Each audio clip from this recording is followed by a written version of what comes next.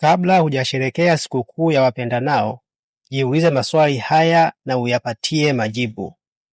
Swali la kwanza, je, nafahamu maana ya sherehe hii?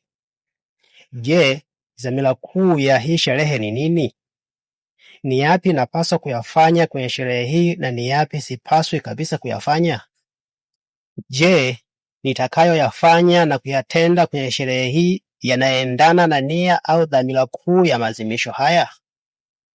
Ni yapi yanaweza kuwa madhara ya kusherekea sikukuu hii kinyume na dhamira yake? Lengo la maswali haya ni kukufanya utende jambo kwa uelewa ili usifanye makosa. Maana kila sherehe huwa ina historia yake, sababu zake na malengo yake. Na kutakia maandalizi mema ya sikukuu ya wapendanao aka Valentine's Day.